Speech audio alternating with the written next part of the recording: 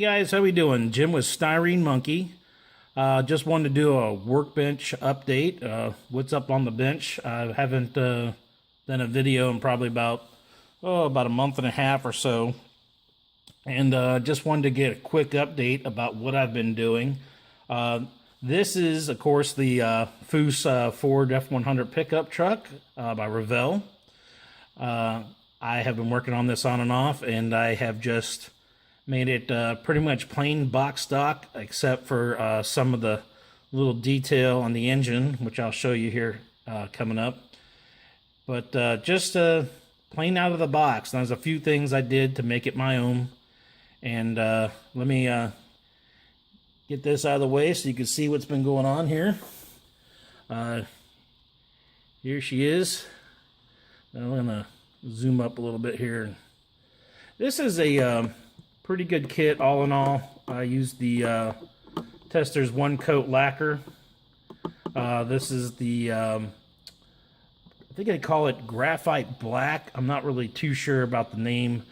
I know it's black, but on the can. But when you spray paint this paint, it's pretty heavy and metallic, so it gives it a charcoal gray color. And it's probably got about let's say 4 or 5 coats of Tester's one coat wet look clear on it. And we just used the decal in the kit for the back of the bed. Didn't do anything special. Laid in there very nicely. This is, of course, of the stock wheels that come in the kit. I just popped them on there. I just wanted to do this kit for just for fun. Wasn't anything for a show or anything like that. The instructions are pretty good, except for showing the placement where this front grille goes. It's doesn't really give you an indication exactly how it goes in there. You gotta kind of figure it out. It kind of flushes butt up against the inner fender well, and when you normally see it, it has like these little curved ridges on the outside of the fender, but you think they go in the inside of these little tabs, and they don't. They go butt up flush against the inner fender well. That wasn't too clear on the instructions. And the only other problem I had, there is a bar here underneath the hood. I'll show you in a second. And when I glued it, it kind of pulled these fenders in together. It brought them closer together. And as you can see, the hood doesn't fit too flush on here. Now I can get it on there if I give it a little force, but you know, I'm probably going to leave the hood off if I even display it anyway, because I did a little work on the inside here. And let's go ahead and get this off. Now, the only thing I did with this is, like I said, just plain box stock. Did it with the Tester's aluminum right out of the can, and I bought this distributor from ProTech. It comes pre-wired. It comes with the little boots on it here, spark plug boots. Just drilled some holes in the engine head here, and a little super glue, and shoved them down in the holes, and push the boots down in there, and got a paintbrush and painted the you know, the part of the distributor here, the choke. I call it the choke, and got a Detail Masters spun aluminum oil breather on the valve cover here. It really should have gone on this side, but I realized after I had them on backwards, I had to pull them off, and found out I didn't have them on correctly. Luckily, the Roush logo was still in the right direction where I could display it, even though I did put them on backwards. But all in all, and there's also a little spun aluminum distributor here in the back from ProTech also. But and the the wire looms, the wire loom set there, that was from Detail Masters. I got in a kit. But like I said, all in all, it's straight out of the box. Nothing fancy except for little detail here and there in the engine. And like I said, it's a nice little kit to put together. I mean, I want to get one and probably do it in red. You know, maybe like a candy apple red, now that I have a little idea of how this thing goes together, which is fairly simple. The engine is a great engine. It comes with some decals that you put on the, let's see, on the bottom of the transmission here. I don't know if you can see it or not, little glare there, but yeah, and then I don't know, the box came with some extra decals. I don't know if that was a mistake, but I went ahead and put them on the bottom. Looked like it was black under there. It didn't look right, so I just stuck them on the bottom to match the top. Used a little bit of micro saw to get it to lay down a little bit because there is ridges in here.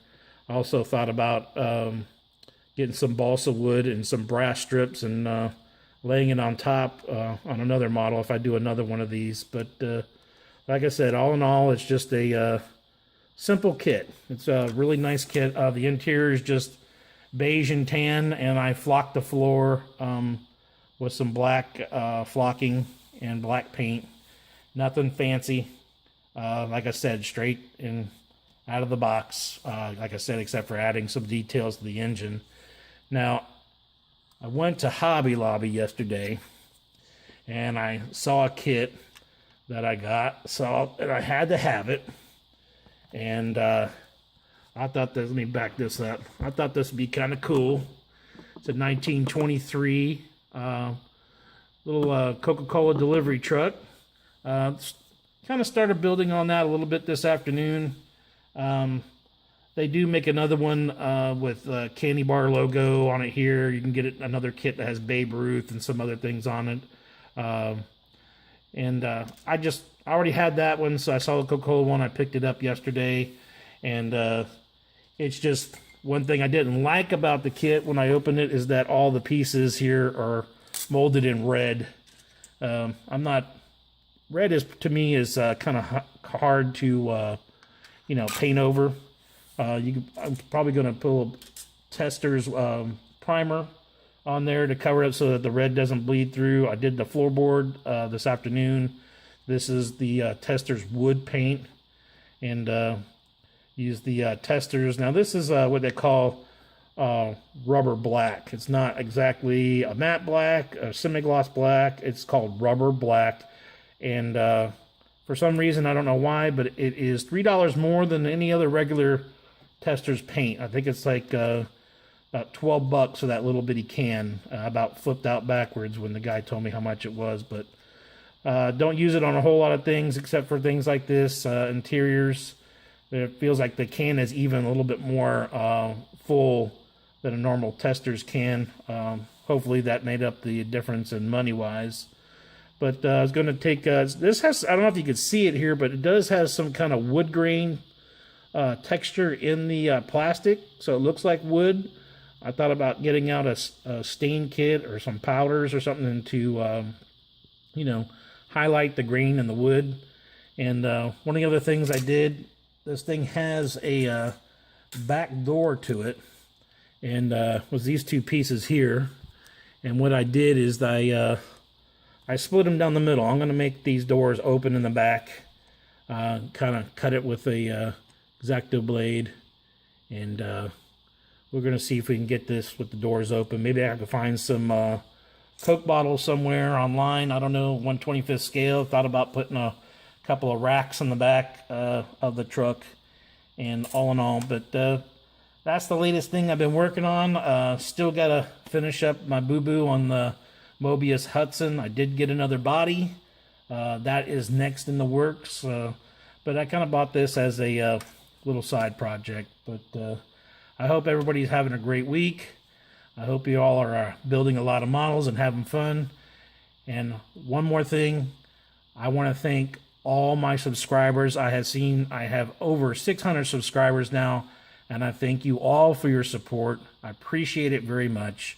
I never thought it would go over 200, to be exact. Not even 200. I thought it wouldn't even go over 100. But here we are, going on our second year. And again, I do appreciate everybody's support and all my subscribers. Got any questions? Post some comments. I'll be glad to answer them. And you all take care. Bye-bye. Here we go. 1, 2,